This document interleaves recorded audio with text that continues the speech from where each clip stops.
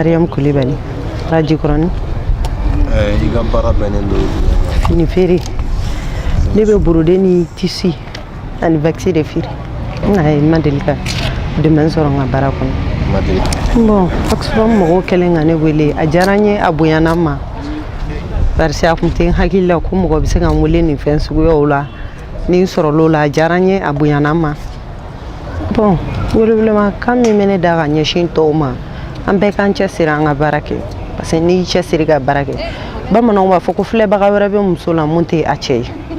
A bɛ se ka kɛ nin n'a ɲɔgɔnnaw an ye ɲɔgɔn lajɛ de ka sɔrɔ ka se a ma kɛ gansan ma quoi. O la halisa ne bɛ ci mun bila muso tɔw ma an k'an cɛsiri an ka se ka baara kɛ cogoya min na pour que an bɛɛ bɛ se ka se nin yɔrɔ ɲɔgɔnna na cogo min na. Ne yɛrɛ fɛ n ka qualité min y'a to u ye n suganti cɛsiri. N ka cɛsiri bɛ a la kosɛbɛ et puis cogoya caman bɛ a la. Et puis n ye muso ye muso min bɛ baara kɛ handicapé milieu kɔnɔ cogoya caman b'a la. N ye muso ye fɛnɛ muso min cɛsirilen don n yɛrɛ b'a dɔn ko n cɛsirilen don o de y'a to ni nana.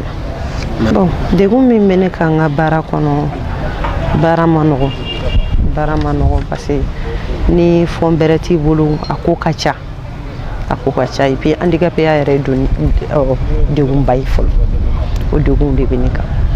Bon welewelemada min bɛ ne bolo jamana ɲɛmɔgɔw bolo hali bi hali sini u k'u miiri u kɔmɔgɔw la parce que sanfɛmɔgɔ dama tɛ se ka ko dilan n'i ko k'an ka wuli bɛɛ de bɛ wuli ɲɔgɔn fɛ. Bon ni ko fɛn bɛ yen u yɛrɛ dama b'a di ɲɔgɔn ma ne kɔni bolo an bɛɛ ka fara ɲɔgɔn kan an ka se ka baara kɛ k'a ɲɛ cogoya mun na mun bɛ se ka jamana bɔ nɔgɔ la o kan de bɛ ne da.